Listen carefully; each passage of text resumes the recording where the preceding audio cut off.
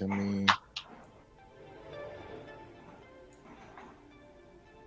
Let's see. Go to Twitch.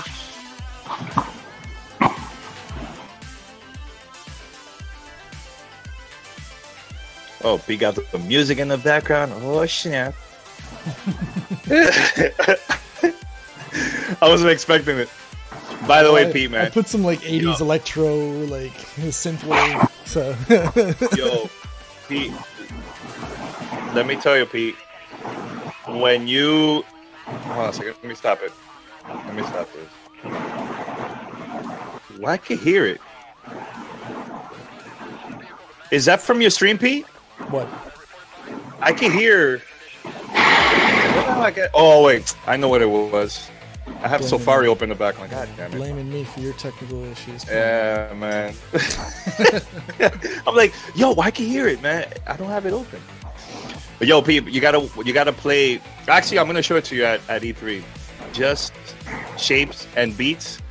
I think you will love the game, Pete. Yeah, I saw you were talking about that the other day. I wanna check it out. Oh my God.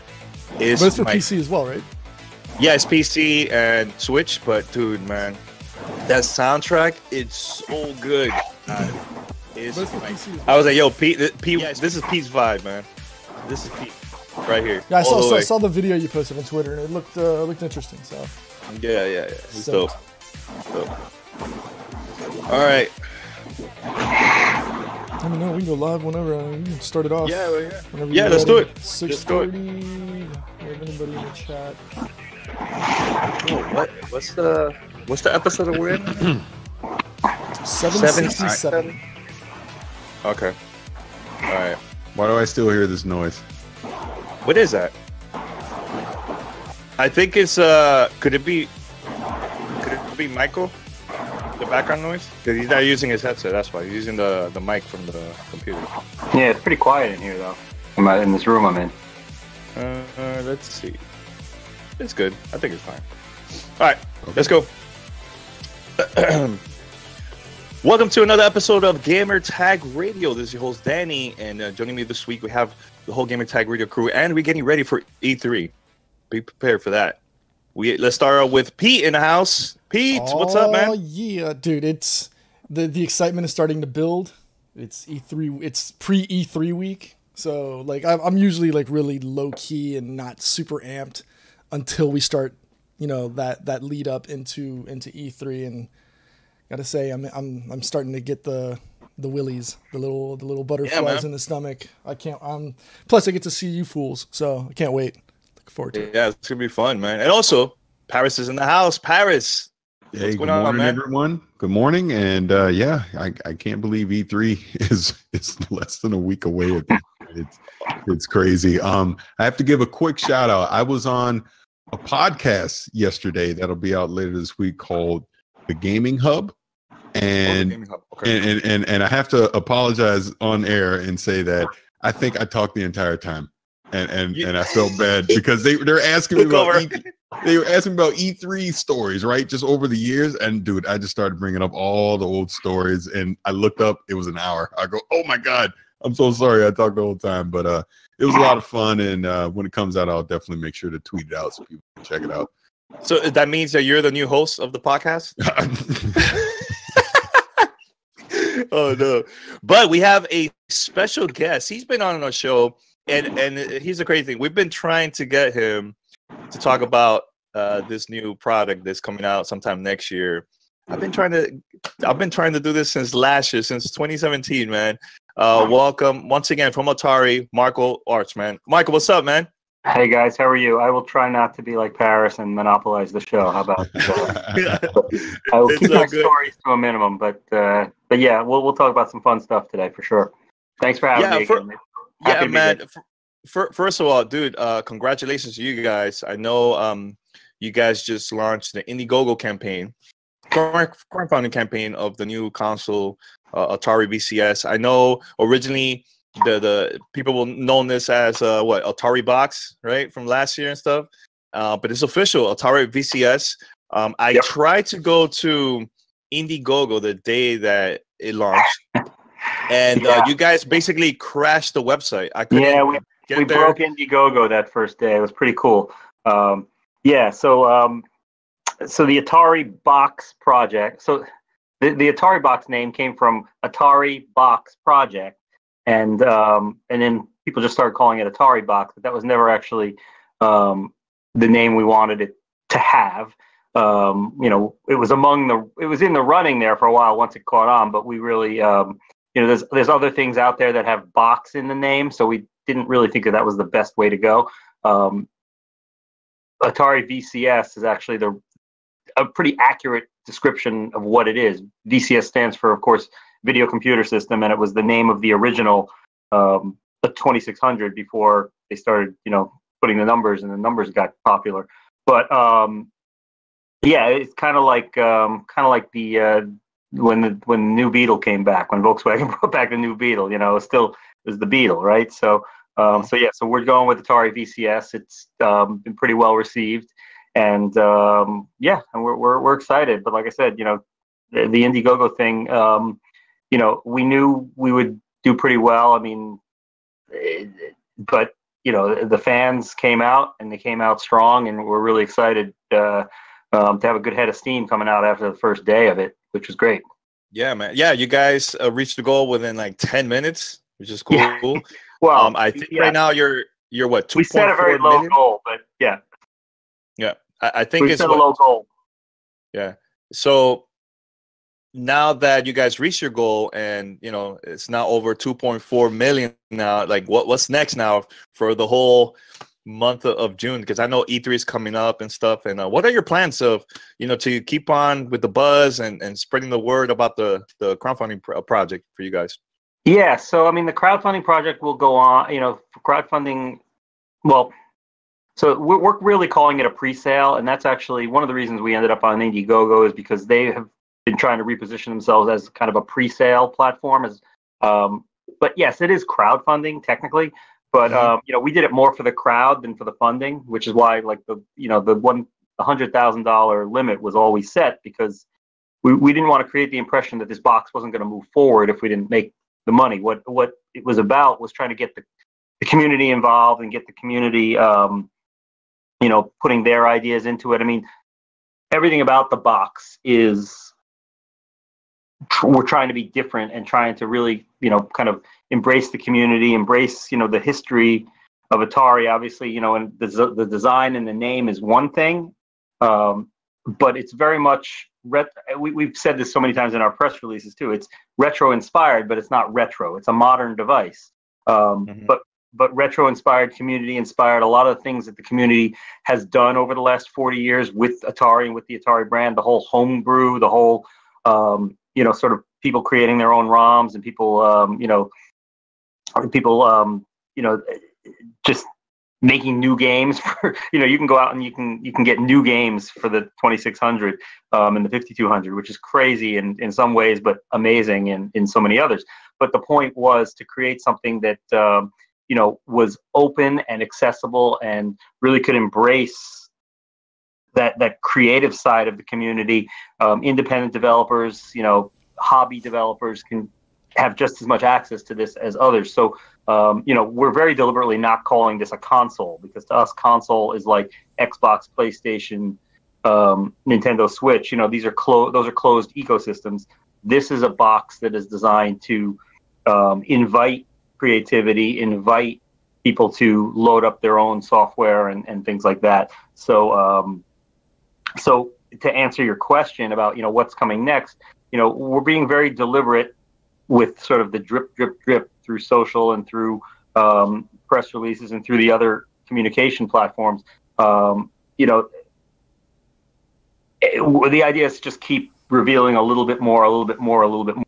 The next thing that, if everything comes together, that we want to be able to talk about is some of our content partners, both specific studios and games, but also distribution partners and things like that. I mean, we're working with some of the best in the business, and we're very excited about that. And that's one of the things that we're very deliberate about making sure that we're being very sort of respectful to those partners and with this drip, but at the same time, knowing that we've got a lot of really cool stuff that we're still keeping, to ourselves at the moment. So there's a lot of haters and a lot of trolls out there who, love to say that we don't know what we're doing, that we don't know how to market, that we don't know how to, that we've got nothing. And, all that stuff I'm here to say is very untrue. I mean, I think, there's a lot of people who've been in the games business and in other businesses, in entertainment and media,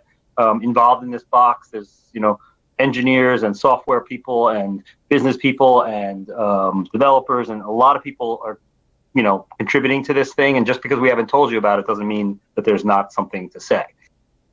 Okay.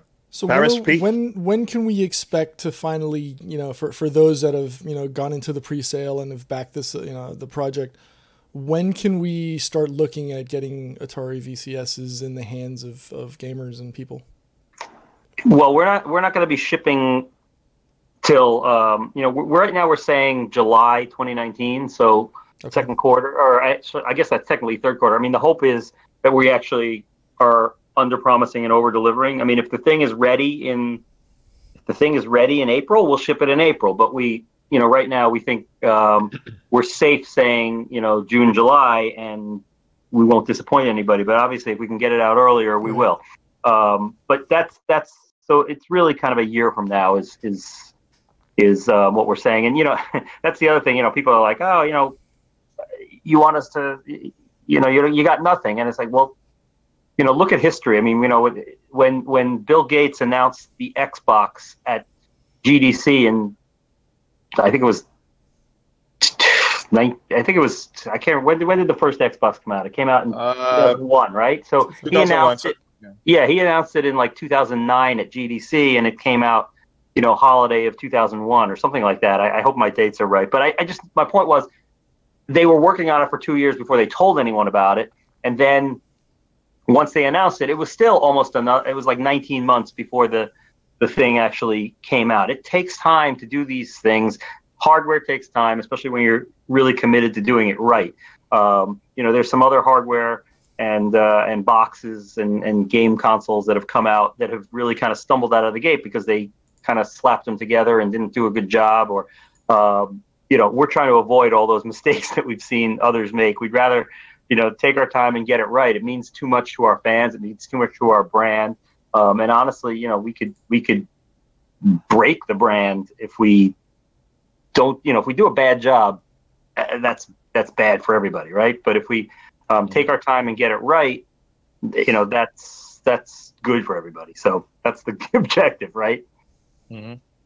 So my question is, because you mentioned earlier that this is not a competitor to a console like the Xbox or the PlayStation or the Nintendo Switch. Not a direct competitor for sure. Right.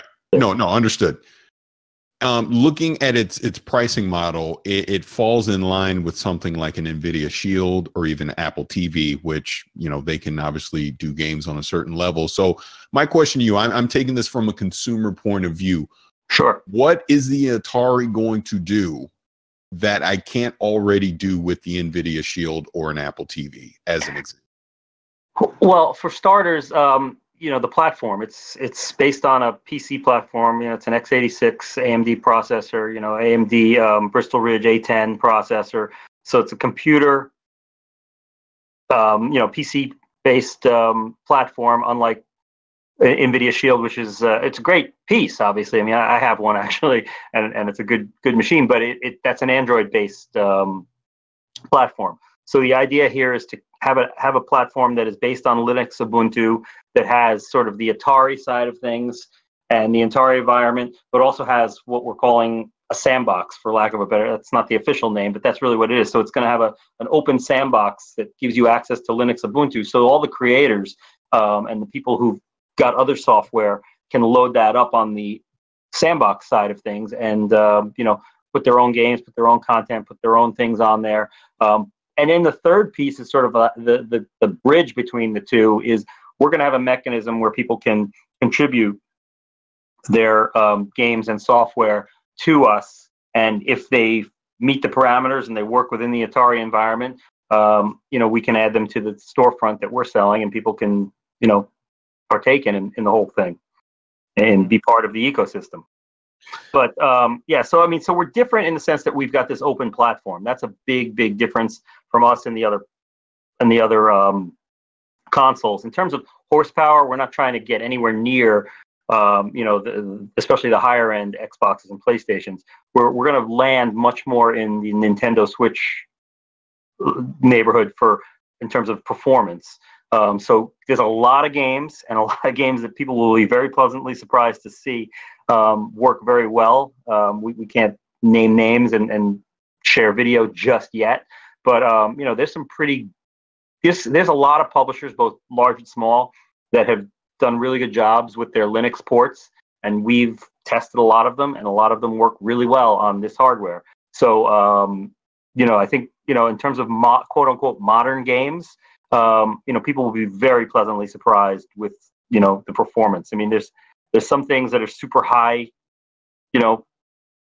intense kind of calculations going on that may not work as well, but I think a vast majority of gamers will be very happy with what we've got and what the box is able to do. But yeah, I mean, in terms of like sort of the mainstream things that this can do, I mean, what we're trying to do is just, in terms of playing games, streaming video, streaming other entertainment like music and things like that, adding the voice control. We're just trying to do things all within our sort of little neighborhood and hopefully make the access to some of those things easier.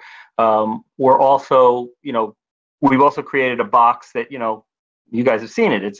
It's a beautiful piece of hardware. It's not quite the brick that some of the other game box makers have put out there lately. This is something that you're going to want to have out on your TV console or on your entertainment system. You're not necessarily going to be so quick to put it underneath and inside, right? Like some of the others. So that's, part of it. And actually, to activate the voice commands and things like that, unless you have an external mic attached, which will work, you're going to want to have it out anyway. But that's the last piece of it as well, is, the PC architecture also lets it work with any existing, PC compatible Bluetooth or USB peripherals. So, one of the things that people aren't understanding is like, why are you selling a basic box, the most basic version of the Atari VCS without any controllers? And it's because a lot of people have controllers already. So we're trying to say, guys, you don't have to buy ours. We'd love for you to buy ours. We think we've made some really cool ones. Right. But if you've got controllers, Linux Ubuntu already works with Xbox controllers and PC controllers. So if you've got that stuff already, plus also mice and keyboard, if you've got all that stuff already, we're not going to force you to buy more. We're hoping that you will, because you want the matching stuff, or, when the time comes to replace or upgrade, you'll go with one of ours.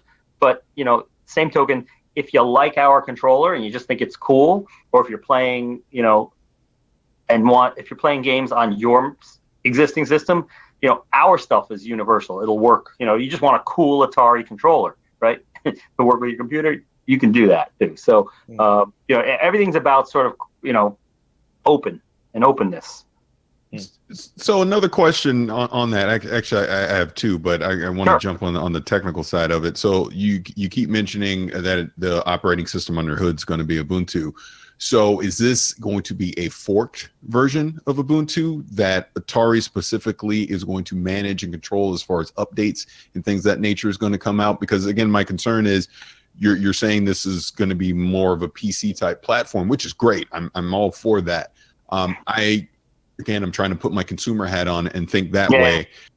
As far as support goes down the road for updates and everything, Atari specifically is going to be managing that. It's not going to be up to the consumer to make sure that their Atari box continues to be updated in the Ubuntu strain of it. As far as the operating system goes, this will be something custom specifically coming from Atari.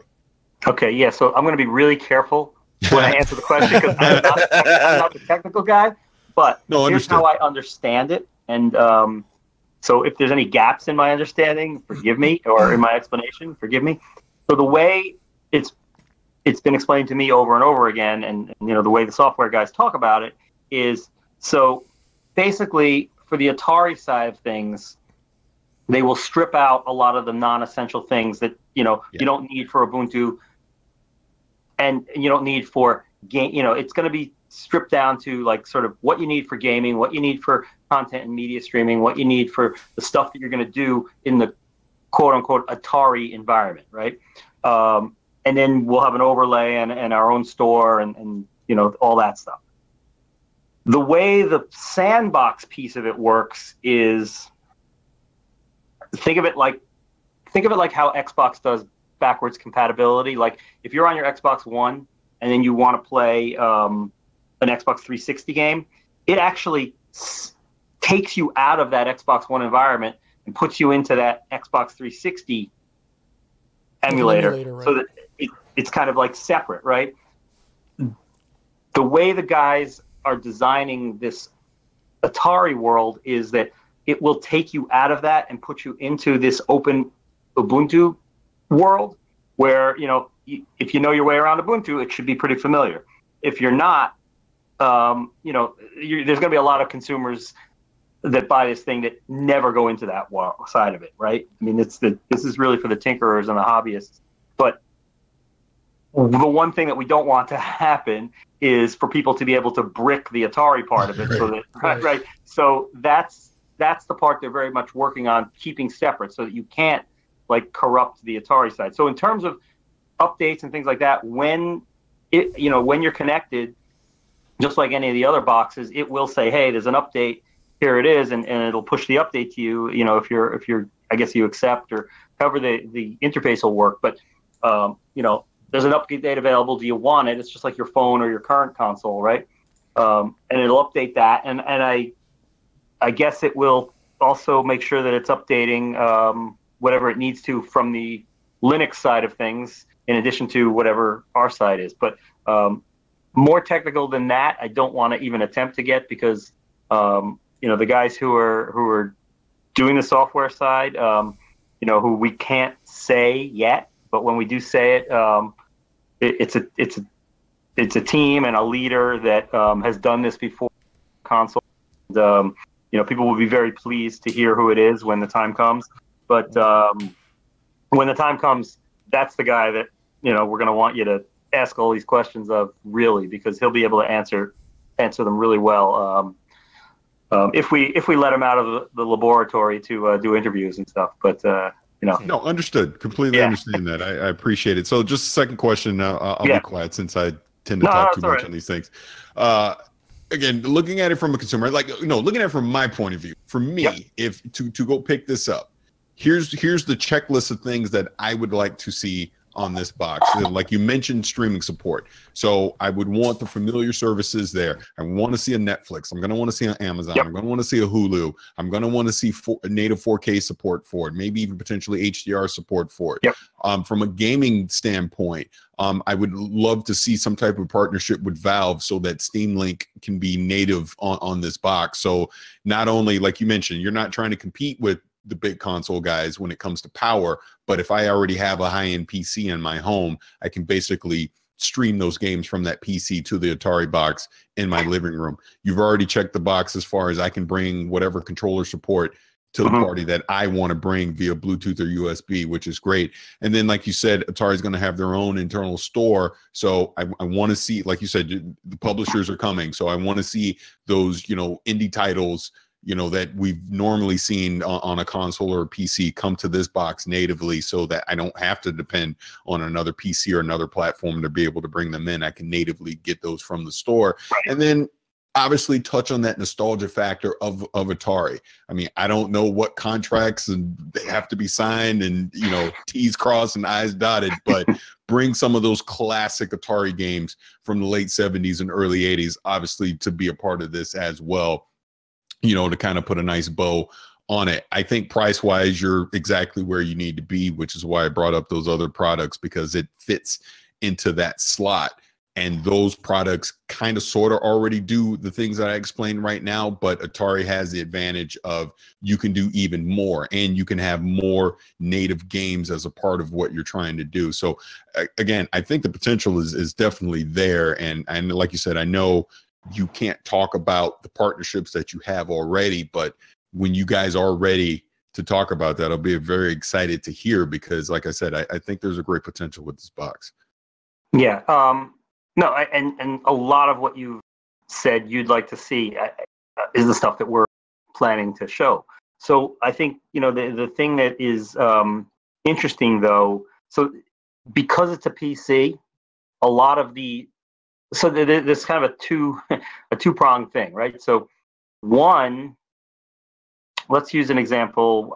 Let's use Twitch or Netflix as an example, right? They create native apps for different environments, right? So that their service works on it. The reality is that all of those guys will create a native app for a certain environment based on footprint, install base, things like that. So for us, part of our challenge is to prove that we have an install base, Right. and that so that Twitch will say, "Oh yeah, I'll make a Twitch app for the Atari VCS." We've been talking to Twitch; they're interested, but we have to show them that before we'll get them over that certain hump. The good news is that because it's a PC, and any of those guys like Twitch or Netflix or Hulu or any of these guys, they all have browser support for those apps. No matter what, because it's a PC, you will be able to watch your Netflix or watch your Twitch through the browser just because it's a computer.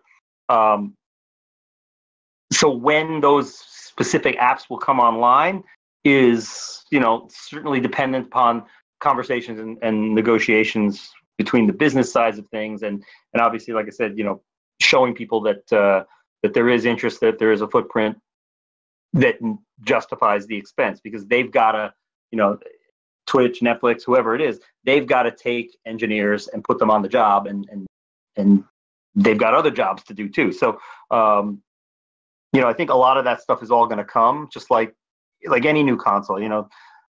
The Xbox One launched with like 6 or 8 titles, and now there's however many thousands, right? And same thing with any box, and I don't know why I'm using Xbox as the example, but they are, right? So when you launch, so let's use Switch. They basically launched with Zelda. They launched with a great game, that was very much a Nintendo game, and now people are starting to develop for it. People are starting to port to it.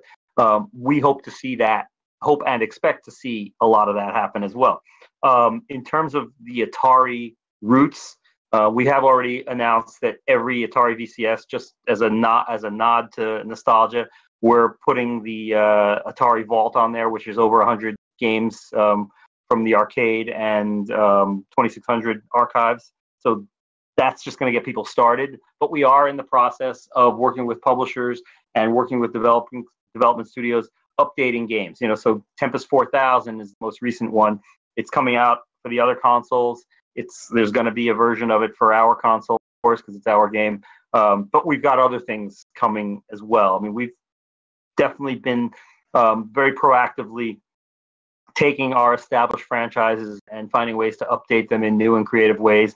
And believe me, there's a lot of studios that come to us with, "Hey, I've got an idea for Air Sea Battle. I've got an idea for Adventure. I've got an idea for this one or that one." And we listen, and obviously there's a lot you can do with some of these classic games. You can update the games and have them be very similar to what they once were, like Tempest, or you can have somebody come in and completely reinvent something. And we're okay with either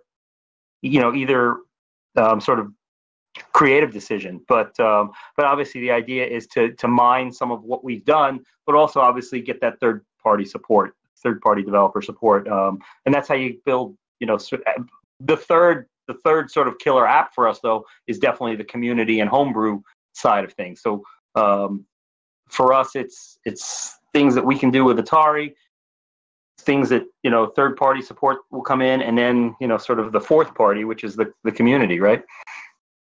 Well, I have 2 things to say about this. So one is like the thing that I liked about Ouya and Steambox is that I discovered a lot of indie games that they were popular for the system, and then eventually it came out for the newer consoles, right? But there was some cool gems on there, and both systems.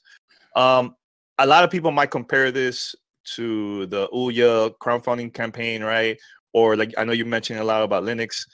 People also going to compare this to Steambox. Besides the game stuff, both of those consoles, it created a big buzz, especially Ouya. I think they raised like what, $8 million or something. I can't remember exactly. This is a top of my head, I don't remember exactly either. But people are going to compare to those both systems. What makes this different, and what was like the mistakes that you guys don't want to do that you learned from those two consoles? Well, again, certainly not going to focus too much on, the word mistakes and things that other people have done. I mean, we're trying to cut our own path here, obviously, but obviously trying to learn from other people's experiences, both good and bad. I think the thing about the Steam box is a lot of them were pretty expensive, and people who were sort of gravitating towards that, a lot of them already have sort of high-end gaming PCs. So why am I going to buy $1,000 Steam box if I've already got a $6,000 rig, right? So there's some of that there, and obviously, I'm generalizing. In terms of the Ouya, I think for us, sort of that Android side of things, taking games that were really meant to be on a tablet or a phone and trying to put them on a big television, that's something that we want to avoid as well. So I think the other thing about it is that the difference between Ouya and Atari is a lot of it is about brand too, and about sort of having a brand that sort of opens doors, right, and gets the return phone calls, but by the same token, a brand that has a lot of responsibility to its heritage and to its fans. There's a lot of naysayers and a lot of trolls out there who love to pick on us because we're not the same Atari that Bushnell and Dabney created 40 years ago. But how could we be, right? I mean, even if it was still the same lineage, those guys would not be involved anymore, right? Although I will say that Nolan has seen this, and Nolan and our CEO Fred talk pretty regularly, about once a month, and Nolan really likes what we're doing here. So, and hopefully we can, coax him into saying some more things publicly about it. And I think he very well may, which is great. But the reality is that we're trying to do some things that are different. We're trying to do things that make sense for Atari today. And while on the one hand, we want to absolutely, cater to the fans that we already have, we also want to create something that's much more mass and much more open for that invites new fans, which is part of the reason it goes back to why we chose Indiegogo. I mean, Indiegogo gets us to an audience that is a little bit younger, a little bit more sort of early adopter than the traditional Atari audience. So if you look at the Atari audience, it's very broad, it's very mainstream. But everybody over age 35 is remembers it one way, and everybody under age 35 either doesn't know who it is or thinks of it as sort of like their dad's brand. And we're trying to create an Atari that is relevant for both audiences going forward, not just the classic audience. So a lot of the things that we're doing is really we're all fans, right? We're all huge Atari fans. We're all gamers. A lot of people involved in this have been in the industry, either the gaming industry or the entertainment industry or electronics, consumer electronics for a long time. And everybody really is sort of treating this as really precious and really something that needs to be done right. And that's sort of the theme of it all. So, I mean, if I compare compare our project to other projects, I think, the main thing that I would say, the biggest thing that is important to us, and this is not to say that those other guys didn't put all the care into it, but for us, it's all about just doing it right, taking our time, listening, which is the other part of the reason we did this crowdfunding platform is, you get a lot of feedback, you get a lot of ideas. I mean, there's a lot of things that, we've been thinking before we even went public with all this, that are coming out in the communication through Indiegogo, that we're saying, yep, we were thinking about that. Looks like a lot of you guys, agree with us. And, all this stuff is getting passed on to the engineers and the developers and people who are, working on the project. And, it's also one of these things that's going to evolve. I mean, where it is on day one versus where it is on day 101 and day 1001, we hope it's a living, breathing device. From a standpoint of, the other guys, I think the single biggest difference is I hope we're successful or more successful at what we want to be. This doesn't have to be quote unquote better than a Steam box or better than Ouya. It just has to be the best Atari VCS it can be, right? That's what we're trying to do. So kind of a long-winded answer with a lot of, sort of forward-leaning and forward-thinking, but that's really what we're trying to do, is trying to do the best thing for our fans, so that we get the longest life out of this, and so that one day there's an Atari VCS 2 and an Atari VCS 3, and everything that we do at Atari now, today's Atari, is really carefully selected and carefully chosen, and again, we have a lot of quote unquote fans that love to sort of pick on us because they think we're slapping our name on everything. But I can tell you right now, there's a lot more stuff that gets turned down. I see it come into the office. A lot more stuff that gets turned down, and thanks but no thanks, than is accepted. And even things like the licensing program, which is a huge part of how the company generates revenue. They've been a lot more selective and not renewed things or even canceled things that they were not happy with. I've seen all that in the 14 months that I've been with the company. So, there's definitely a plan. And, again, like I said, I'm sorry we're not the original Atari. I'm sorry, guys, but, we're trying to be the best Atari we can be. Yep. Pete? Yeah, I know. Well, I'm glad that you guys are iterating upon it. I think it's a fantastic original franchise, one that certainly deserves getting the reboot, especially in 2018. We see everything else getting rebooted. Why not one of the originators in the space? It's television, right? They're trying to. I was shocked by that. But exactly. I didn't want to bring that up. Obviously, they're the competitor. We're not talking about that. You know what? Intellivision made a lot of cartridges that I really enjoyed so maybe we should talk to them about, joining forces. I don't know. We'll see. There you go.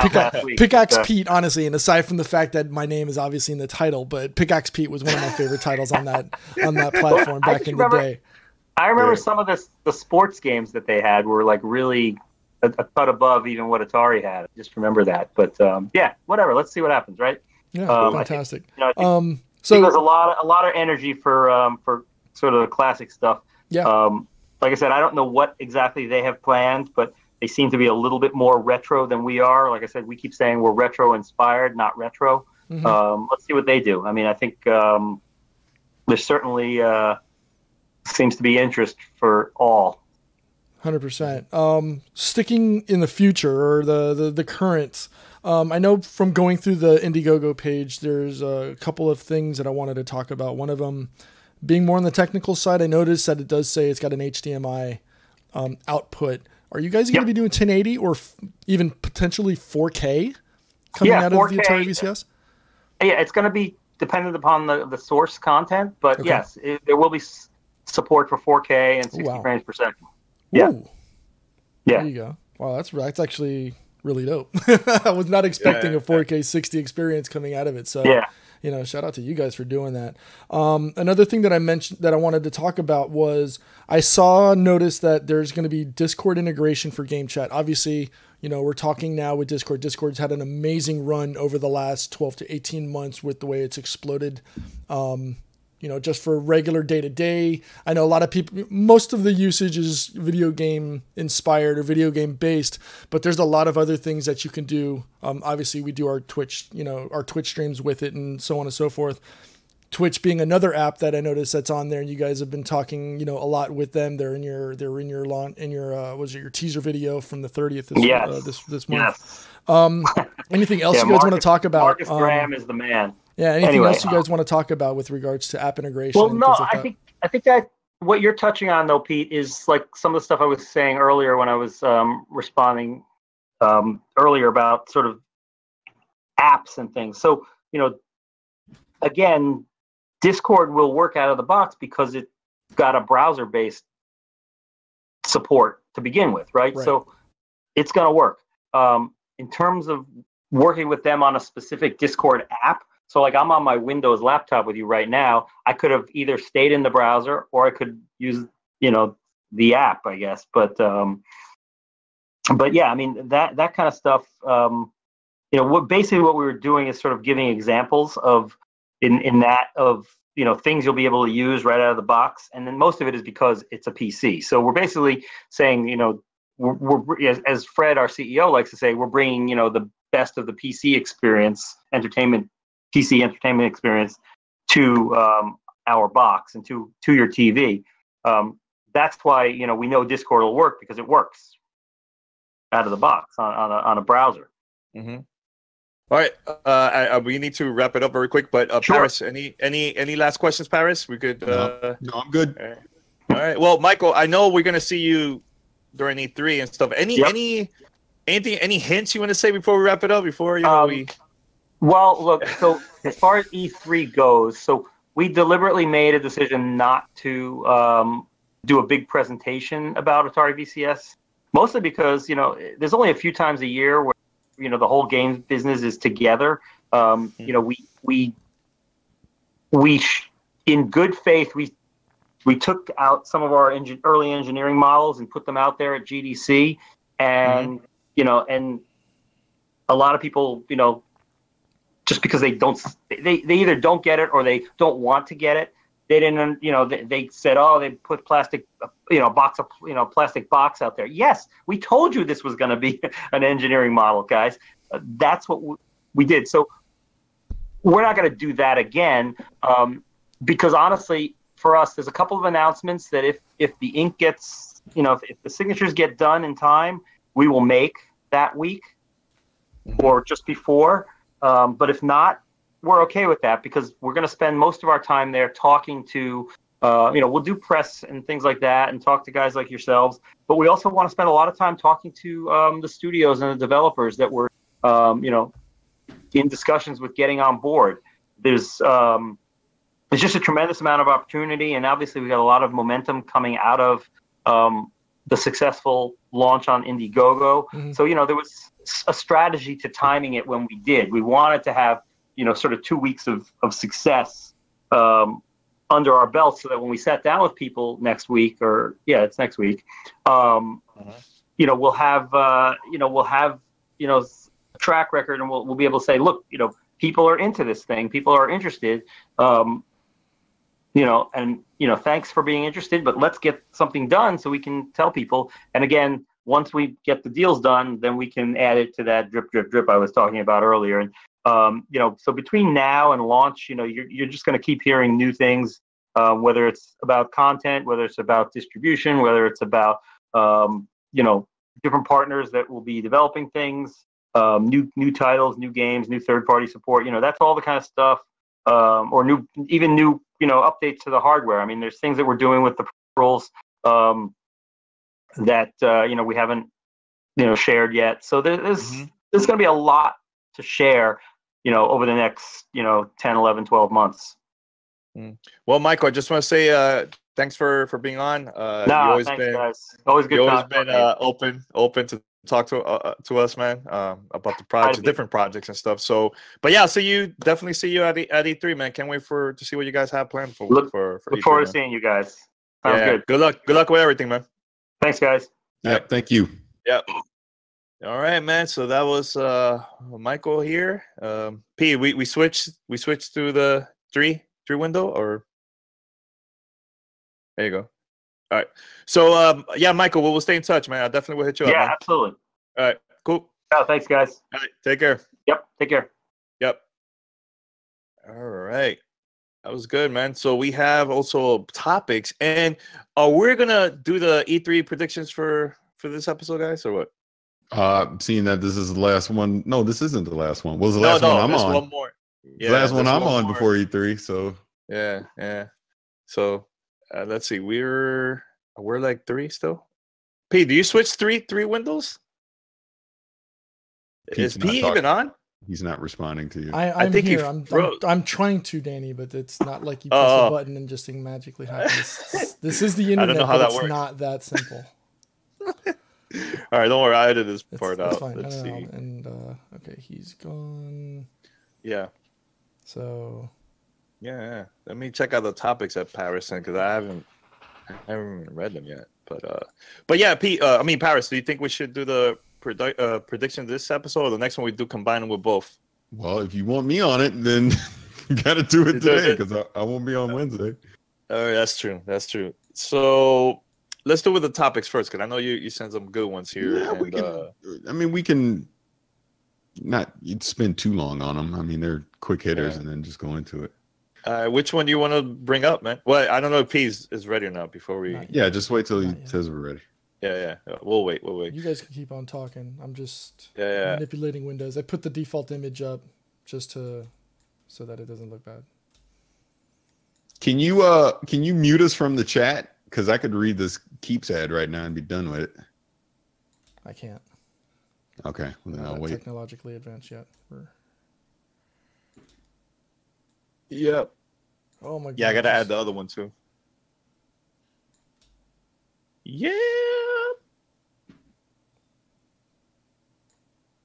All right. We got the 3 up. Oh, we're up. The 3 is up. All right. 3 screens up.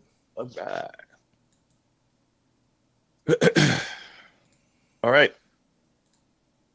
All right, so we're back here, Gamertag Radio. And Paris, I know you sent us a couple of topics before we go to our E3 predictions for this episode. Let's go for it, man. What is it that you would like to talk about before we go to the since I'm the resident Destiny fan, I guess we'll start off with that one. Bungie specifically. Bungie, it was announced this week that they received $100 million investment from China's NetEase, which is they're basically a gaming like a gaming publisher in China. They do a lot of mobile and web stuff, but they've invested $100 million into Bungie, and it's come out that Bungie is going to use that investment to start making IPs outside of Destiny. So, like, in other words, I think Jason Schreier from Kotaku even kind of confirmed this, that they've already been at work on a second IP to go parallel with Destiny. But the interesting thing that came out of this is Pete Parsons, who's the CEO of Bungie, mentioned that they want to move into self-publishing in the future and not rely on Activision or anyone else. So basically what this is saying is, yeah, Destiny is going to continue.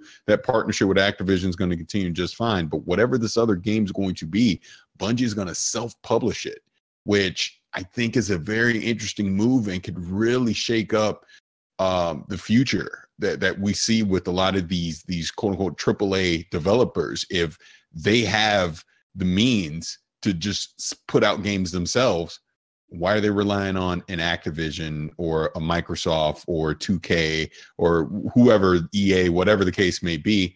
Just put out the game and put it out when you want to put it out at the price that you want to put it out as. I think this is very interesting, just moving forward. Just looking ahead to the future. There's probably nothing that's going to happen anytime soon, but it'll be very interesting to see what this IP is going to be from Bungie and what their business model is going to be for it as far as publishing and marketing goes. Yeah, very interesting announcement. Nobody was expecting this at all, man. And yeah, like you said too, they've been working this for a while now, man. So, do you think that's going to affect Destiny overall? Not really at all. No, well, of course they're going to come out and immediately go, nope, this has nothing to do with Destiny. Destiny's fine. This is great. We'll keep doing what we're doing. I don't think it will, because again, Activision is their partner in this, and let's be real, Activision ain't going to let nothing happen to Destiny because obviously it's making a lot of money for them. So no, I think Destiny as its own standalone game is going to be fine. But again, I've just been a fan of Bungie, the studio, obviously since Halo CE. So I'll be very curious to see what what their new IP is going to be. And like I said, I'm not expecting it anytime soon. So we'll probably be well into the next Xbox and PlayStation 5 before we hear anything else about it. Yeah, definitely. Any other topics from the list, Paris, or we should go straight to Fallout 76 and just my own commentary on that. So Bethesda obviously teased out that Fallout 76 is coming, and we're going to talk about it more at E3. And the interesting thing about it is it's looking like, and again, Jason Schreier from Kotaku got the scoop on this and actually knew about it before Bethesda originally announced it. But it looks like it's going to have some quote unquote online / co-op components to it. And it's being compared to DayZ and Rust as a model. You know, it looks like it's going to be kind of a survivor mode type of game with some building aspects to it as well. Personally, I'm excited for this because I've been playing single player Fallout since 2008 with Fallout 3. That was my first exposure to the Fallout franchise. Absolutely adored New Vegas. Fallout 4 didn't grab me as much as Fallout 3 and New Vegas, but I think Fallout 76, like, just take this scenario of the three of us being able to go play Fallout together. And this is going to take place, I think, 200 years before, allegedly rumored, if you go through the history of Vault 76 and when people actually were able to get out. So this will have nothing to do potentially with, you know, Fallout 3 or Fallout 4 or even New Vegas. This will be kind of a prequel, but I'm excited for a survivor mode in the Wasteland. I think it's perfectly tailored to support this. And as long as I almost said Valve, as long as Bethesda brings their own unique take to it and it's fun, why not? Because people instantly got outraged. This isn't my Fallout. I'm not buying it. This is crap. And again, this goes right back to what we were saying about Black Ops 4 a few weeks ago. You've not seen or played the game yet, so how do you know you're not going to like it? Wait until they actually officially unveil it, and then let's see. Let's see what it is. But in today's gaming, look, single-player games will always have a place in my heart, and I love single-player games, but I also love cooperative games as well. So if they can bring cooperative gameplay to the Fallout universe in its own standalone game, why not? You can get your single player Fallout again when Fallout 5 comes out. I'd rather Bethesda try this and take a risk than to just keep pumping out the same Fallout game every year in a different location, but the mechanics all stay the same. Let's see what this is before we actually start condemning it. I'm personally excited. Are you glad to hear that they went with the Fallout route as opposed to what a lot of the internet was thinking, which was something along the lines of Elder Scrolls / Skyrim? Yeah, of course. This is my point. If you're going to do a survivor mode co-op game, the Fallout universe is perfect for it. I mean, think about how many times you were playing Fallout 3 or New Vegas or Fallout 4 and you'd have your companion with you. Wouldn't it be awesome if that companion was Danny? And then when he dies, you can yell at him? What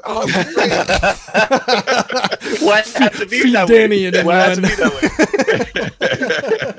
way? You're like, well, oh well, and just leave me there. But here's I really don't understand. Like, they announced the game, and online they were talking like this could be an online cooperative game.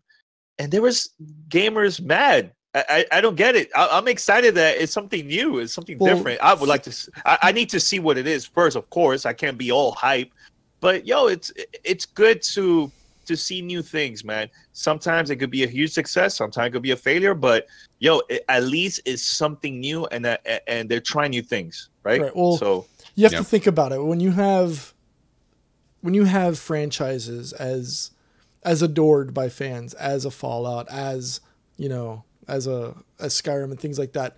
When things start to go south from what you expect or want, and I don't say south in the vein of it's going bad. It's just if it goes in a different direction with which your expectations or desires go, some people may get their feelings hurt, and that's not what they wanted to see or want to see from their franchise. So there's always going to be, I guess, a modicum of disappointment with people. It is what it is. And in this regard, it's not that bad. It caught me off guard. I wouldn't say I was butthurt about it, but I didn't. It was outside of the box. It was different from what my expectations was, and you know what? That's a good thing, right? Because I was thinking it was going to go in one direction. It made the left turn at Albuquerque, like Bugs Bunny used to say, and I'm cool with it. You know, let's see what it does before we start to naysay it. You know, let's see gameplay. Obviously, we know Bethesda doesn't launch stuff unless it's ready to go.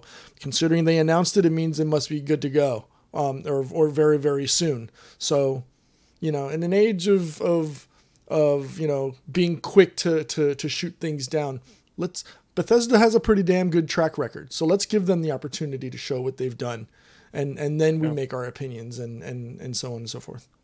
I'm very curious to see how they're going to handle the VAT system, because obviously that is tailor-made for a single-player experience, right. And that has been a key component of these Fallout games. You can't do it if it's a cooperative online game, so that'll be a change. But you know, again, take the risk. I'd rather them take the risk than I look at it this way. Like I said, I've been playing Fallout 3 New Vegas and Fallout 4 since 2008.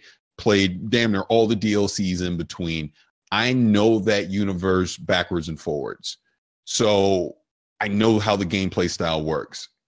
Do I really need a Fallout 5 or like I joked on Twitter before it was announced, a Fallout New Chicago that just keeps doing the same damn thing?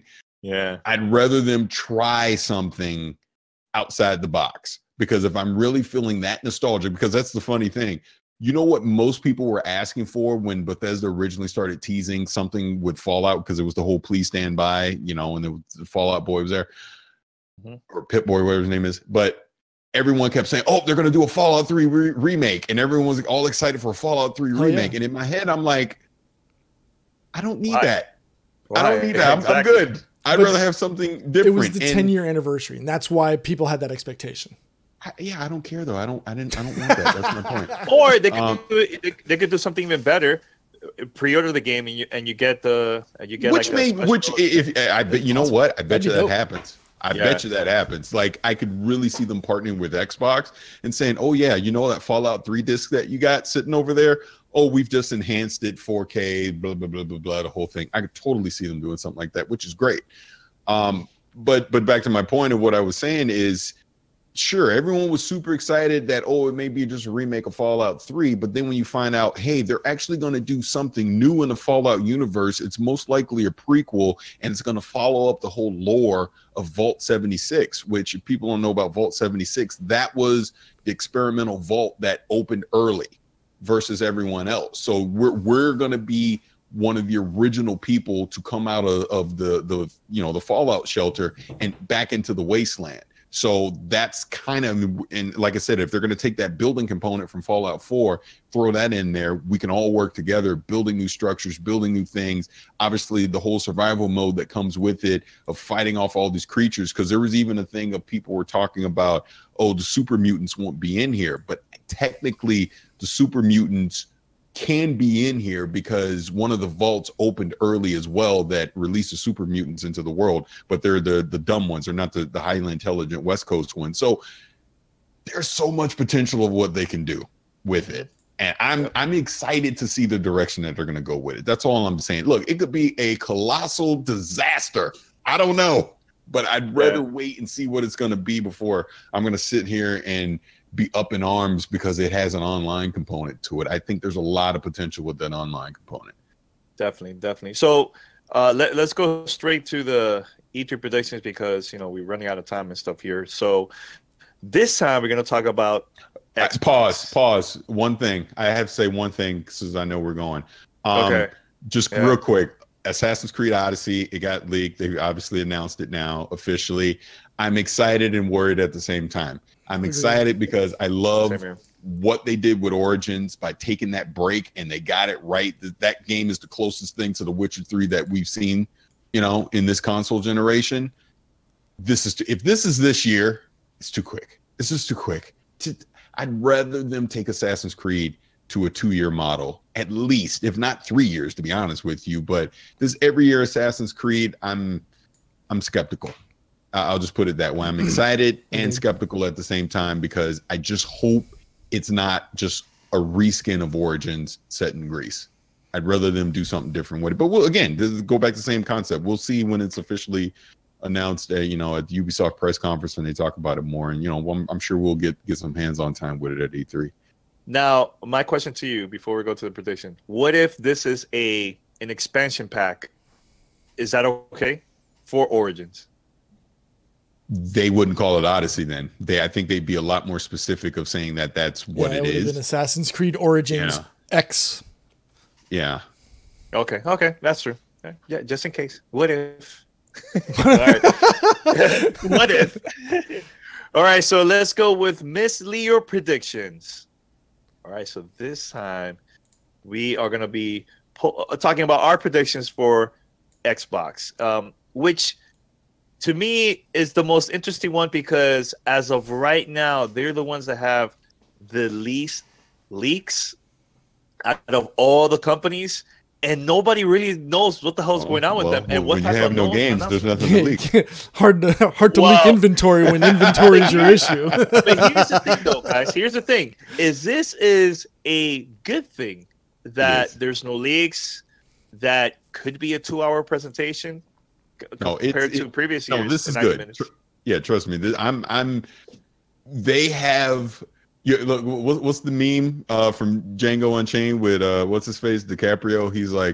He's like, you had my curiosity, but now you have my attention. That's where I am. That's where I am right now with Xbox because I'm so curious what they have to show and how they're going to do it.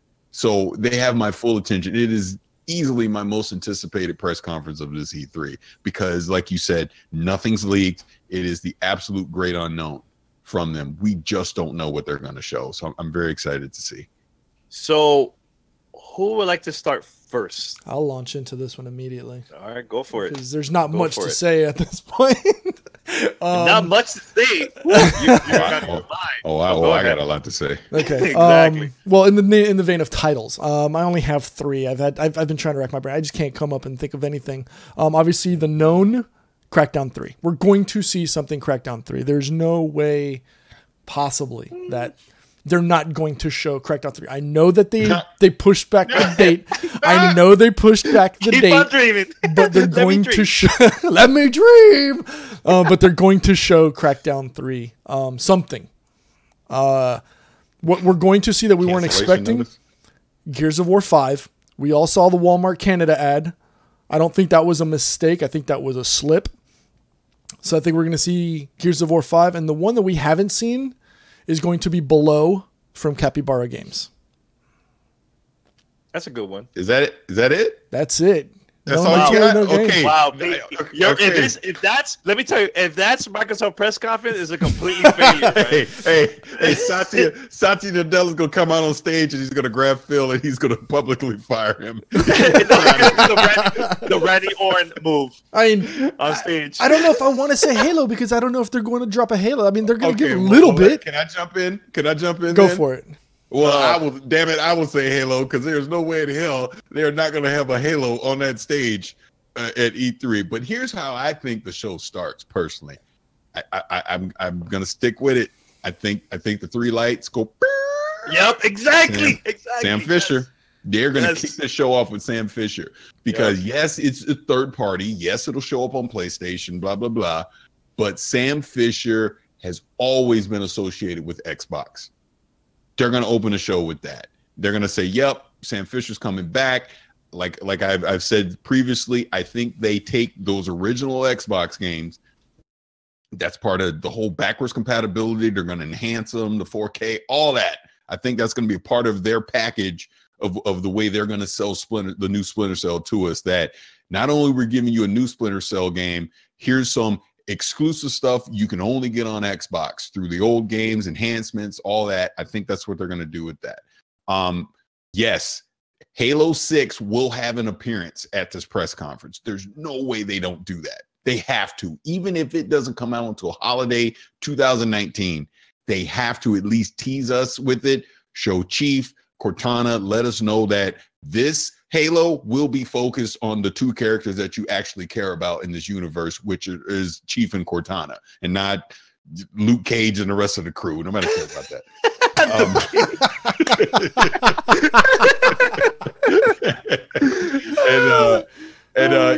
you know, it's been rumored that not only is Gears 5 coming, but they're going to have multiple Gears games. I think that's legit. I think they'll have something Gears related that's smaller that will come out this year. I'm gonna say that there will be a Gears of War IP that drops this year, not Gears of War 5 proper, but basically a slice of something different in that universe that they're gonna do. I think that actually is smart for them to do, because let's expand the Gears universe beyond just, you know, the third person behind the shoulder view that we've known. They could do something else in this universe. So I'll be curious to see what that is.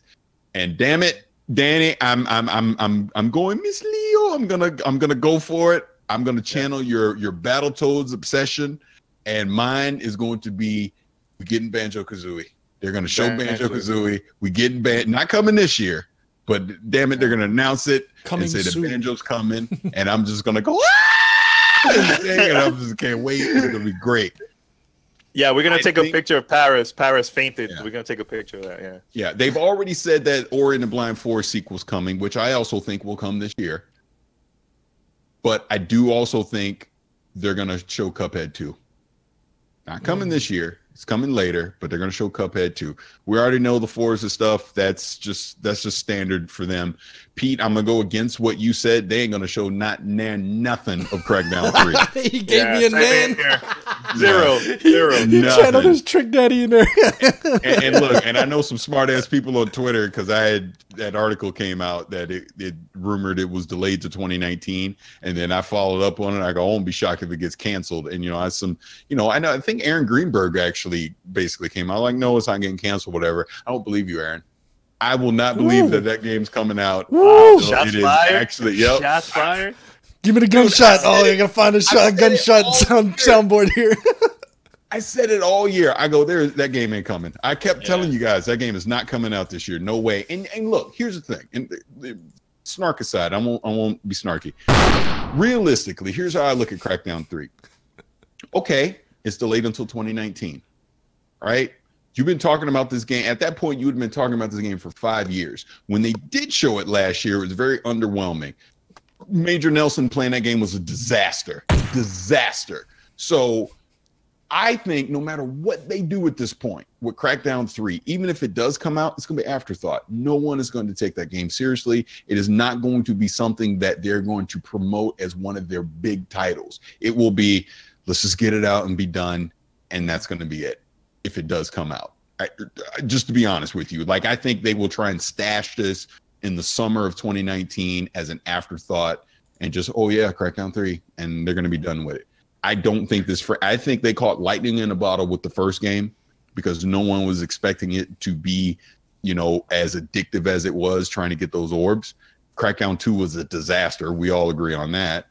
And I think they shot out of their league with Crackdown 3. I think they looked too far ahead of the potential of what it could be, and I don't think they can hit it. Just my personal opinion on that. Gunshots. Matt, wow. I'm very surprised. Well, actually, speaking about Crackdown, here's the reason why, Pete, they're not going to show Crackdown at the press conference. And I mentioned this to actually Paris when it was announced that it got delayed. They trying to get rid of that right away, that news, because I think the stuff that they have planned for E3 is going to outshine the news, and let the negative stuff go out now. Yep. Because if they never mentioned that, let's say Microsoft never mentioned that the game got delayed, it's going to be top news of E3. They didn't show Crackdown, what's going on. So let the news out now, and let's focus on the new announcements now. So I think that was a very smart way for them to do that. Now, a game that I'm very surprised you guys didn't even mention, but I think I wasn't done. So how do you know I wasn't going to mention? All right, so go for it. It sounded like you were done. I just want to put that out there. I wasn't done. All right, okay? so go. All right. Okay. Here we go. So, all right. And yes, they're gonna show Fable. They're gonna show Perfect Dark. As far as the roadmap goes, it's in production, coming soon. More information later. Blah blah blah. I think they're going to showcase the Santa Monica studio, just that it exists and that they're expecting big things out of it. New IPs will come out of it. I think that will be the other big focus of what they're going to show. Obviously, they're going to come up. Cyberpunk 2077 is going to be on stage. That is the first time we will see Cyberpunk 2077 in action. Will be at the Xbox press conference. And I think beyond that, obviously, like Pete mentioned below, I think they're going to double down on some of their indie support. They're going to show, again, Miss Leo, Game Pass 2.0. What Game Pass 2.0 is, I don't know exactly yet, but they're going to make it even more enticing for people to want to sign up for Game Pass, in my personal opinion. And I think that'll be a very smart thing for them to do. And it's all about the games for them right now. They have to show that roadmap. I think we will hear and see about games that may not even come out until the next damn Xbox. It may be that far in the future, because they got to show that this is what we got in the lab right now cooking, so let people know that we can't give it to you today, but here's what we're working on to eventually get there. And one thing I didn't even mention would be PUBG 1.0 finally coming to the Xbox One. Yeah, I think. Can I throw something else in there on PUBG? Let's go. Go ahead. More shots fired. I have a crazy prediction, but go ahead. I think PUBG shows up on Sony's stage. Gunshot. I think it does. I don't think so. I think they're going to announce that PUBG is going to come to PlayStation. Yeah, I don't think so. But go ahead. That's it? You good? 100%? I don't like how you just dismissed what I said. Yeah. I said it's not going to happen. I don't see that happening. But yeah, I don't like your tone. I don't. Because I have a crazy prediction. Of course you do. Go ahead. Actually, bring out the slot. And I'm gonna let everybody know this. That day at the Microsoft press conference, I am gonna be wearing a "Let Me Dream" shirt on that day, because let me dream. That's all I have to say. But anyways, so here's a game that I'm very surprised that you guys didn't even mention. I think they're gonna show the Division 2 at the Microsoft press conference. They have a marketing deal, Ubisoft, with Xbox. I think the first game was also Xbox exclusive marketing, right, for the first one. So they're going to show that. Now, I'm going to pause you, because you made it sound like this was some revolutionary announcement. No. That's not the crazy. That they were going to put a division in that state. But that's not the crazy. That's not the crazy prediction. You guys didn't even know my crazy prediction, because I haven't mentioned it at all. But here's the thing. This is going to sound crazy, but I think this will be the only way that Xbox will be different than the other consoles. So here's the thing. Pete and Paris, they play PC all the time, right? You guys play Steam. You guys play a lot of the Xbox games. And but wait, can I talk, Paris? You gotta let me talk, man. So I think they are going to announce. I'm laughing before you even say it. I know it's so ridiculous. I already know. I know it is. I'm make sure my drinks are far away for this, because I don't want to spit it out on camera. Right. Honestly, I think that Xbox Live is going. The Xbox Live Silver, the free version. You're allowed to play online for free, but to get the premium stuff, you have to get Gold and Game Pass and all that stuff. But I think Xbox Live Silver online for free, similar to PC gamers, they will add that to Xbox if they really want to promote crossplay. What? Okay, Paris? Wait. Let's back up. Why not? So what are you saying is, you're saying, all right, so you're saying I can go on Xbox Live for free to do multiplayer games. But if I want any kind of premium DLC pack, I have to go to Gold. That is a disaster. You've lost your mind. Why not? They're not doing that. Why not? You know how much revenue they would actually lose as a result, because the only way you can play multiplayer is by paying that paywall. Exactly. Why would Microsoft say, you know what, we don't need this money, let everybody play? Look, the reason why I'm saying this is because they are going to announce something that is going to push Game Pass, and I think. How does that push Game Pass? Game Pass is the paywall. Hey, let's piss everyone off that's been paying for Xbox Live Gold for the past 15 years, and that's now to go buy Game Pass. Yeah, that's. I don't know. I think that would be. I don't know.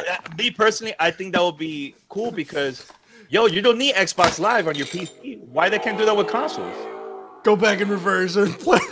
Oh yeah, do that. Pete, get the time stone. We gotta walk this one back. Hey, that's my Let Me Dream / a little bit prediction. That's just me. But anyways, I think they're also going to announce a lot of whatever. You guys are freaking idiots. But I think they are going to bring back a lot of the old IPs. I said it, Jet Set Radio. I think they're going to bring something with Sega. I don't know what it is. I personally think it might be Jet Set Radio. I think. Okay. The crowd I know we're gonna Deadpool it and break the fourth wall for just a second. Yeah. Even the Twitch chat just goes, dude, he was like, he lost. Go along with his crazy, but not this time. Hey! Let me dream. Let me have fun. Why can't I say it? So it has to be the typical, Halo, Gears, and all that stuff. You want me to predict that? Let me dream, and I'll say what I want to see, yo. But here's the thing. It's not crazy when it's Xbox Live free on PC, but when I mention a console, everybody's going, hell no, it's not going to happen. But here's the difference. Jeez. They have no choice on PC. Because PC gamers will instantly reject you trying to tell them, oh, you got to pay on this. Xbox Play Anywhere is to supplement what they do on the console. They have established this business model since 2002, and they've not wavered. 2002, yeah. They're not. So now, hey, just throw it all away. But no.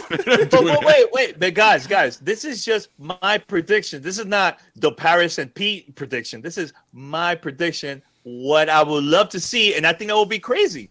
But hey, Danny's like Doctor Strange. He was sitting there, 14,605 different realities. No, but and only one shows Microsoft doing that. Danny looked over at us. He goes, "This was the only way." This is the end game. We're looking at the end game, Paris. Just let me live. Let me dream, man. That's all, man, dude. It's like, hey, if I'm wrong, I'm wrong. At least it's a crazy. I didn't want to say anything that's spoiler alert. Spoiler alert. We used the time stone like Doctor Strange, and when it's future, your ass is wrong. That is not there's only one reality in the future where that happens. Yo, that would be classic though. Oh my god. But yeah, so yeah, they're gonna announce the new IPs. I think they're gonna show a lot of new indie games. Yeah, I know P mentioned below, but we're gonna see a lot of new stuff that is only gonna be exclusive to the console, or maybe like time exclusive. We might see that. Yeah, they'll show Anthem. They show a couple of things there. And yeah, I think Paris is right, man. But that's the show. The new Fallout game there. I think that would be cool. Bring back some old IPs that they haven't used in a long time, man. Mechasaw and all these other games that Crimson Skies. They could easily announce new games for this generation from the old IPs. I could see that happening and stuff. So, and yeah, that's my crazy prediction, man. I know everybody on Twitter and Discord is going to be calling me out, but you know what? I don't care. It's my prediction. Yeah, see, Paris and P are quiet. They don't care. Because we needed a moment of silence for that crazy ass prediction, so we just kind of lay there for a minute. No, here's the thing. Yeah. Okay, crazy Xbox Live thing aside, kind of what we've all been saying, in my opinion, is just what they need to do to get people excited about the Xbox platform again. I think most people have come to realization they're not going to have that much this holiday. I don't think. Like I said, maybe they could squeeze in a surprise Gears game this year. I'm actually happy that Halo's not coming this year. Well, by the way, that Master Chief Collection remake, they'll talk about that as well, that them fixing it, and the enhancements and all that. And then they'll probably put a date on that. for end of the year that officially it'll be out, for people to use, which can be kind of a small buffer for Halo. Oh, I'll add this in. If Halo 6 is next year, they will announce some type of multiplayer beta for Halo 6, maybe similar to Halo 5 to come at the end of the year, early 2019, for people to get in on the multiplayer for whatever Halo 6 is going to be. But I'm actually happy that Halo 6 is looking like 2019 because it shows that 343 actually went back to the drawing board and they're trying to fix Halo and make it the game that we all wanted Halo 5 to be, in my opinion. So that I'm excited for. So like I said, they're the great unknown, in my opinion. I'm just going to be so like, we're literally 1 week away. Like this time next week, we're going to all be in LA and we're going to be doing some secrets, and then we're going to go to Xbox, and I'm going to be genuinely excited to be sitting there to see what they're going to show. I really am. Yeah, man. Yeah. I think this is all for fun, man. I'm excited. But let me say this. Let me say this. If they poop the bed, I will be the first one to rip their ass at the end of it. I promise you that, and I don't think they will. But if it's Pete's vision of them talking about freaking two things and then walk off the stage, correct? Now, oh my god, disaster! That would be a disaster. But I don't think it will. I think they're smart enough to realize that this might be one of their last opportunities with the Xbox One to actually grab some market share before they have to transition to the next generation and try it again. So I think they'll be fine. I really do. Yeah, Do you think that HoloLens has gotten to the point that it warrants more discussion at E3 on the main stage? I hope that isn't a part of it. Let me rephrase it. I hope it is, but I hope they don't use that stage to promote it at this point. I think they need to focus on actual games on Xbox and not, because everyone's going to look at HoloLens like Kinect. Gimmick. It's a gimmick. Yeah. So I don't think I think talk about that at a GDC. Talk about that at the Windows. What is it? The Windows Developer Conference? I forget what it's called. I forget what they call that. Do that there. Don't do that here. Focus this all on the games. No hardware. Yeah. I think that they could easily show stuff behind closed doors, but not on stage, man. Not on stage. I think it will be a disaster, in my opinion, man. Focus on, this is not even about new controllers or hardware. This presentation, this press conference is all about the games. Show us that everything else, like the Xbox Live announcement, something like that, or the hardware, new controllers, that should be behind closed doors. So, all right, so we're gonna wrap it up. Wow, it's been a good hour and a half almost, man. So Paris, yeah. Can I say one last thing before we get out of here? Yeah. So this will be my last opportunity before E3. Next time you guys hear us hear me anyways, I'll be at E3. So I just want to say this. I have an appointment on Wednesday night at 6 p.m. Yeah. To go see whatever CD Projekt Red is working on, and I'm doing a wink, wink, right? Danny and I already talked about this, Pete. I don't even think you know this. After said meeting, we getting together and doing a damn podcast. Oh hell yeah! About that, because y'all will have already seen what it is. Yes. I won't, and I don't want y'all to tell me nothing. I'm going in there as blind as I possibly can. I say we spoil it. Spoiler, Pete. Nah. I want us to be surprised at the same time talking. But I mean, Cyberpunk 2077 is just I gotta know. I gotta know if it's gonna live up to what I've built in my head on what it's gonna be. So I'm gonna be very excited for that one for sure. Yeah. For sure. If I'm not mistaken, because we have a lot of stuff. Danny, yours is at 2. I'm at 3, and then yours is at 6 o'clock. So are we all Wednesday? Yeah, we're all Wednesday. So then that's perfect. You can't spoil it because I just won't answer your call. I'm just gonna blast all the chats. Perfect. Yeah. and honestly, Paris, make sure to stay away from social media too, man. I really will. Want to be surprised. I will. Yeah. Yeah, so, dude, I don't know nothing. Not nothing. Zero. But I'll definitely will. I'm not gonna say anything. I want Paris to be surprised. All right, so head over to gamertagradio.com, post your comments and feedback. Also, you can share this content to your friends, family members. Also, check us out, Apple Podcasts, Stitcher, Spotify, TuneIn Radio, and other podcast directories. Make sure to subscribe. If you get the chance to post a review, it help us out. We'll climb the top of the charts every time there's like a new review. So that would be cool, man. And also, Discord. Make sure to join Discord because I'm telling you, it's going to be super, super active during the week of E3. Pete, what's the URL of Discord so people could join our community and chat with other GTR community members? Discord.gg/GTR. Awesome, man. Awesome. Anything else, Pete, before we wrap it up? No, that's it. Like we were saying, it's like we said at the beginning of the show. Yeah. We're slowly hey, this time next week, you and I will already, we'll have already joined up Paris. We land Saturday afternoon. We've already got a couple of things already in the works for Saturday evening.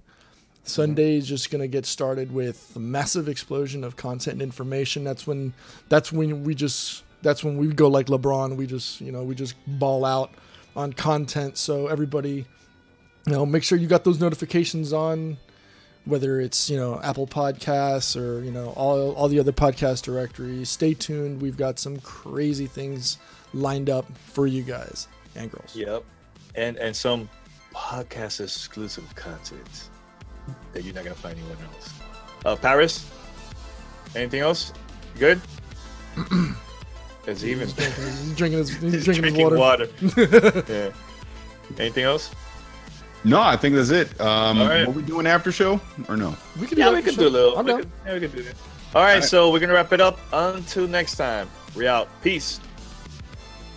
Can we just do the ad now in the after show and then just hold on while I read it? It's up to you. I'm not ready. I don't even have the stuff. I already have mine. Do I have one? No, you don't. I don't have one. I haven't even got my stuff yet. Okay. No, it's just Paris and me. I already have mine done already. So. Yeah, let me just do it real quick. Let me knock it out. You guys can hear me do a live ad. God, I'm awesome powers. Are you gonna put you everything? Sure you ready for this? I'm just leaving it on the record. That way I don't have to stop the record. Oh, okay. Okay. All right. Stop the. All right. Here we go.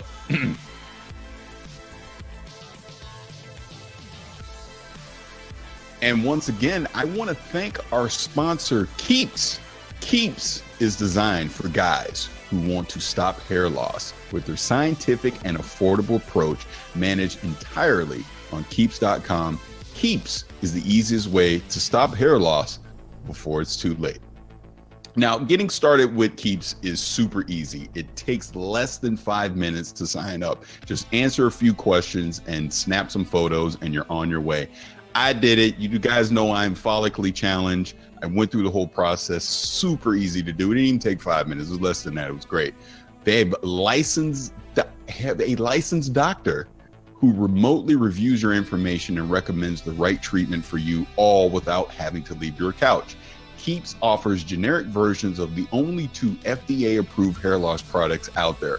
Some of you have probably tried them before, but you've never gotten them at this easy of a price.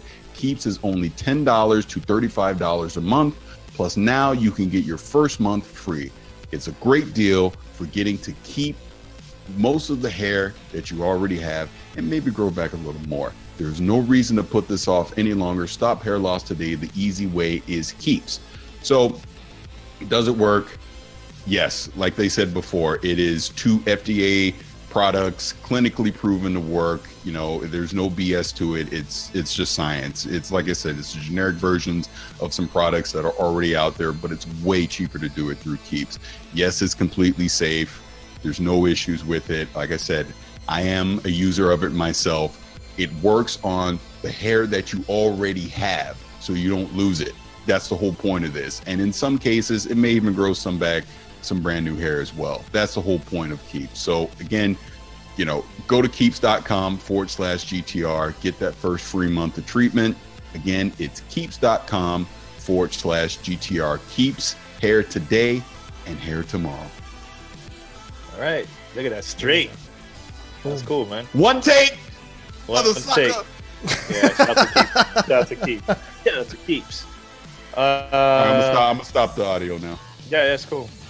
Hey, man. I just had to say my prediction, man. You guys Gonna, you lost your freaking mind. That is not happening. Hey, let's take money out of our pockets. They're not doing it. And then you make it confusing. You're going to make it confusing. Say, all right, I'm free getting multiplayer, but then if I want to add on stuff, now I got to start paying. It's confusing. Look. I talked about 4 consoles and other things. I talked about Battletoads. Yo, man, it's my freaking prediction. This is not the Paris and Pete prediction. It's my prediction. So I'm going to go through that route. I'm going to say what I think will be cool, and maybe they'll announce it. If not, if I'm wrong, I'm wrong. That's it. You can't stop me. I can't stop. Won't stop. No, well, all I know is your track record has crashed and burned over the years, so you do what you do. Whatever. By the way, we got to talk about this, man. What's that? Our little division. By the way, man, my stats has been updated. Because look, right here, Ubisoft, shout out to them. They sent us this. This is where we have like our stats here. I know you can't really see it, but yeah, my gear score has been up, way up than this. I've been playing a lot lately, a lot. And also right here, and this is the thing too, man, because Pete, I've been playing the Division a lot lately, and ever since I went back, ever since the update 1.8, dude, there's a lot of stuff there that I didn't know. Like, for example, I'm gonna tell you straight up, I didn't know about the world tiers. I had no idea about that. So now I'm on tier 5, and every time you change tiers, you'll get the enemies are more challenging. Yep. You get better loot and all that stuff. Yep. Right now I'm on 5. I didn't know that. So there's this, of course, global events, that stuff. But there's a lot of things that for the first time I discovered it because I started playing it again, like Underground. I didn't know about that. I'm on level survival mode you haven't done probably. No, I haven't done that. But see, that's the thing that I like, that there's a lot of content for those that stayed away for a long time. But at the same time, it's kind of confusing because there's so much stuff. I don't know where to go. I don't know what to do. Yep. I love that they added all that stuff, but I think it should be an easier way for those that are coming back to the Division. Make it in a way that is easier for us to find and for us to know what to do. Because like every time I play, I try new things because I don't know where to go. What Ubisoft has done in the last, the last week or so, they basically have a splash page that you can go to that talks about, are you new to the Division? Are you returning? Here's a checklist of things that you can do to kind of guide you on where you can go. And let's be real, because again, my Division thing here, my stats fucking suck. Okay, let's just be real about that, right? But I literally only started playing on December 28th, and it's just been on and off thing. And like I was even playing yesterday.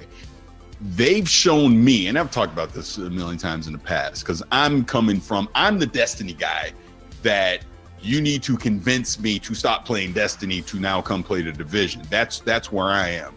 And I look at the 1.8 update and I see, like you said, all like in a weird way, it's almost overwhelming. There's so many things to do as a new player coming in, which is, like I said, is a good and a bad thing. Mm-hmm. Like, Pete, obviously, and some other people have been great guides for that stuff to kind of point me in the right direction.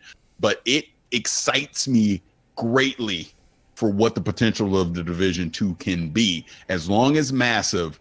And from everything that we've heard so far from Ubisoft is they've learned their lesson. They got in-game content and a proper roadmap day one. That's all I ask. The thing that excites me more than anything is the potential of what the Dark Zone could be going into the Division 2.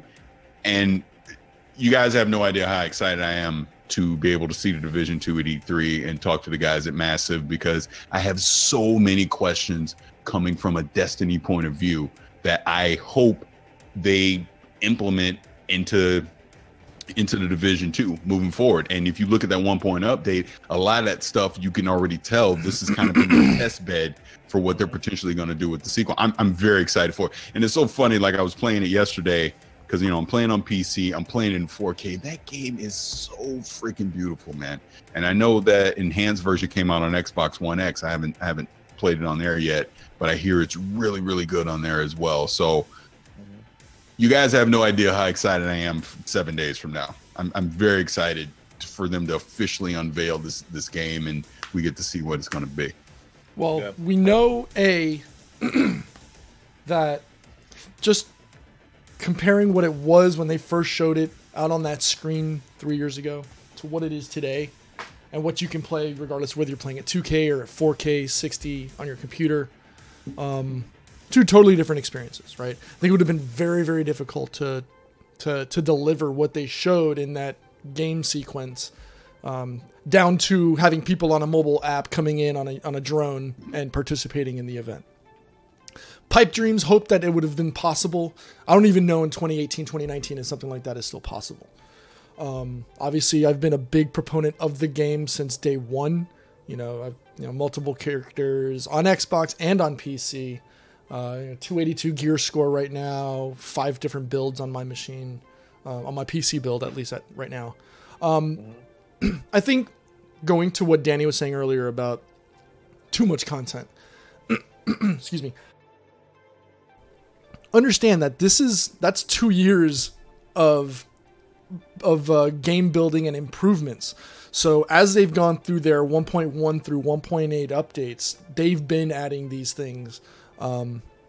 As you go through them, you would have been introduced. And obviously I understand coming in from, 8, 10, 12 months ago to jumping into the 1.8.1 update now, you're bypassing a lot of things. I do recall, and I do remember seeing it on PC when I jumped through, was that they gave you window screens on every update. That tells you. Yes. Well, they do that with Xbox. Yeah, they do. They do. So maybe you just in a rush to play, you just skipped through them because you wanted to get to the game. But they do give you the opportunity to review it. And if I'm not mistaken, you can still go through them. You just have to page through the updates, and you can tab through and say, okay, what happened on 1.1, 1.2, 1.3. Not to say that it isn't daunting and a little bit confusing, because again, it's a lot of content. And sometimes what you read may not translate to what you're playing. And that's why every time I see, Paris mention, or I see him playing the Division on Uplay, I offer that opportunity. Hey, do you need me or want me to Sherpa you through? I get that he wants to, experience that separately and on his own. But there's some of the things, or there might be so much that's going on that you may not even catch all of that. So that's why every time I see him, I give him that opportunity. Do you want me to help Sherpa power level you up so that way you can see more, do more, get more? But like you said, Danny, playing on World Tier 1 and playing on World Tier 5, it's almost a different game altogether, because that's when you start seeing, and it's akin to like what you play on Destiny 2, is when you're when you're going up against a regular ads on the screen, you power through them no problem. But when you get to the ones that have that question mark or the skull on it, and you're like, yeah, there's no chance you're going to get through that. You need that power, you need that power scale becomes really, really evident. And that's when you need someone to come in and help Sherpa you through, because that's how your character levels up. You start getting those really, really powerful weapons that you didn't have access to before. Now you have access to that, and your character just starts to fly up the gear score thing. That's how I helped, our friend over at Ubisoft when he jumped on PC. We spent 3 hours one day, and I took him from gear score, I want to say like 180 all the way up to like 260 in a 3-hour game period. Granted, he was already at level 30, which is what he needed to get there, to start being able to utilize some of that stuff. But I was able to bring him up, through, going through world tiers and helping him out. It was just me and him. So I would love to see a game like The Division become cross-play. Allow me to have the opportunity to play me, you, and Paris all on disparate hardware or platforms and be able to do that. I can only hope that that's something that we start to see over the next 2 or 3 years. Whether it actually happens, I don't know. And I'm pretty sure a game like Destiny, a game like The Division, games like that have that large world experience. Those are the ones that support those are the ones that gamers would benefit from by having the opportunity to do that. It's just have people come in and help Sherpa you through those difficult situations and help power level your character up to be able to enjoy the end games, which are finally starting to appear on a game like The Division 2. Yeah, I before I started playing, I think I was like 180 something. Now I'm on 250 because I've been doing a lot of side stuff.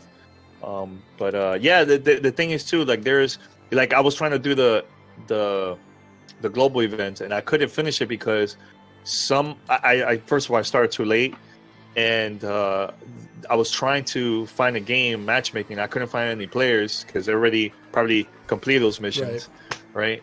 But hopefully now, once it comes back again, I'm going to start from the beginning. That's when everybody's going to start doing the missions and everything. I'm going to find a lot of players at that moment.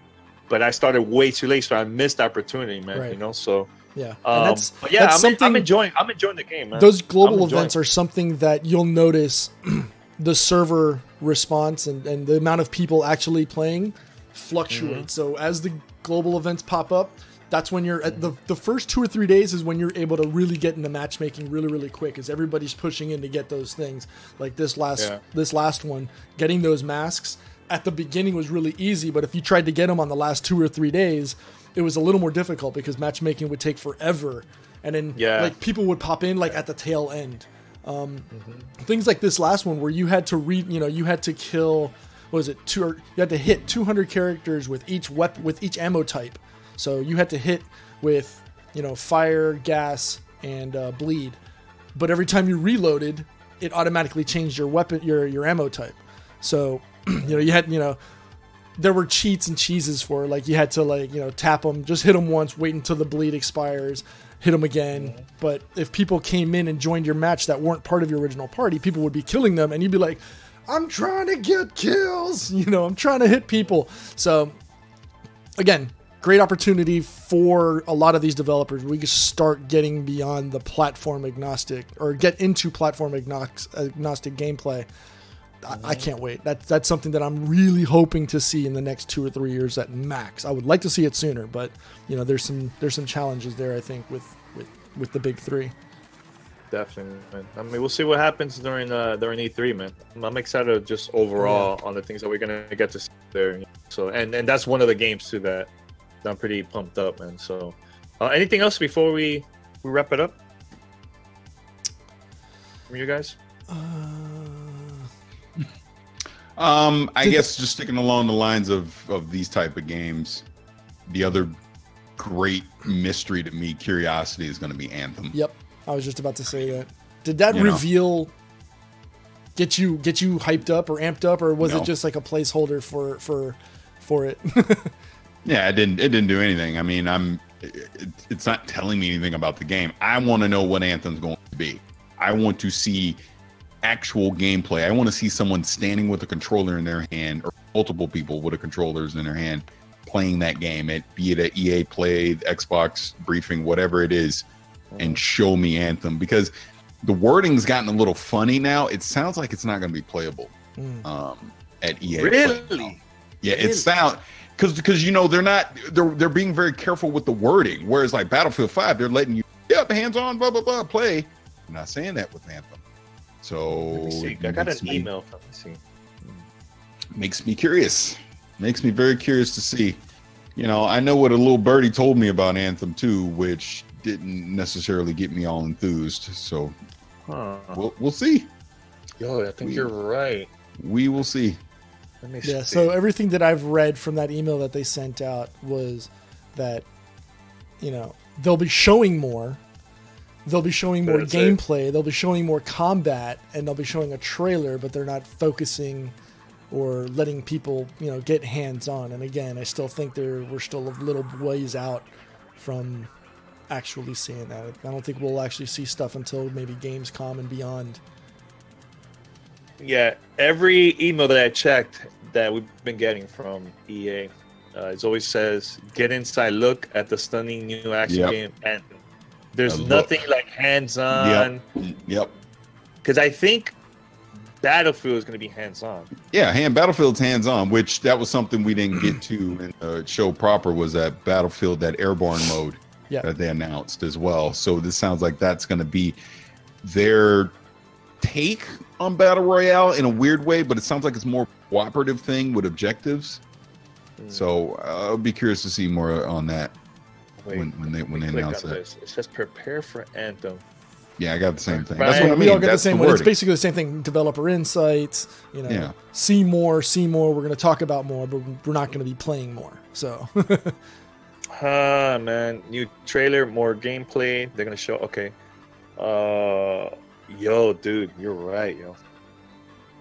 There's nothing here that says anything about hands-on. I'm a little worried. Look, I'll just say this. I may or may not have heard that game is not in a state right now as far as playability. And if it comes out in March 2019, it tells me they're rushing it. That's just what I've heard from a source. So I'm not, like I said, I'm not holding my breath. And here's the thing. If it's not ready, I hope they just delay it. Don't make that March 2019 set in stone if they're not ready for March 2019, because you will fall flat on your face if you're trying to compete not only with Destiny, along with the Division, Fortnite, all these other games, Battle Royale type games, and then you're going to drop that, and then people are going to play it, and it's going to have no substance to it. They're going to blow through the content, and they're going to be sitting there going, okay, what's next? So that's why I'm very curious about it at EA Play. What are they going to say at EA Play? Because they got to give some kind of roadmap. They got to show playable things that we can do. They got to explain what the end game is going to be on it. What am I chasing in Anthem as far as gear and all that goes? You're going to be at EA Play on Saturday afternoon, right? Or Saturday morning? Yeah, I'll be there. Okay. Yeah, I'll be there. You'll hopefully have some more of that information, be able to detail that out. I think they'll tell us a release date and possibly beta for Anthem, because I know TJ from EA had mentioned it, that I think it was last year that there was going to be a beta. Yeah. So there will be a beta, and I think this coming EA Play is when they'll say, okay, we've got a release date for you. It's going to be X. Obviously, they've been saying it's going to be in 2019, so hopefully there's been enough time to iterate and get that into a playable state. And then obviously the most important thing for any multiplayer-based game is going to be beta. Yeah, I think the crowd is going to be excited when they show the trailer and their gameplay that they're going to show, but I'm still going to have a huge question mark on this game until we actually play the game. Mm-hmm. Yeah, that's what I'm saying. And it sounds like that's not going to happen at the C3, so those question marks are going to remain. Yeah. So, everybody there's going to watch the press conference. Yeah, don't get too excited. Just stay calm until further notice, man. So do you think the other games that we talked about, do you think those are going to be playable or not really? Or do you think like, for example, that new mode from the Battlefield, do you think that's going to be playable at EA Play for sure? I know you mentioned it, Paris. I don't know. I don't know. I mean, I'm sure they're going to have the traditional multiplayer thing, which, by the way, I know you tried to throw it in my face the other day about the Call of Duty thing. I'm still not convinced that Blackout's not there. I already said my piece. You already know. and actually, he posted an image on, was it an image or a link on Discord about that people are getting invited. I know, but that has nothing to do with that's just to play the multiplayer. Yeah, they're not gonna. Here's what it could be. It could very well be. Remember last year? Yeah. When we were at E3, behind closed doors, upstairs at the Activision booth, the press, we got to play modes of that new Call of Duty War, the World War II, that people on the show floor didn't get to play. Yeah, we were playing not Capture the Flag. We were playing Deathmatch, and we played that war the war mode zone. Yeah, but I'm just saying, And the stipulation is that it's there. Not that everyone gets to play it, but that is there, and they are actually talking about what it's going to be.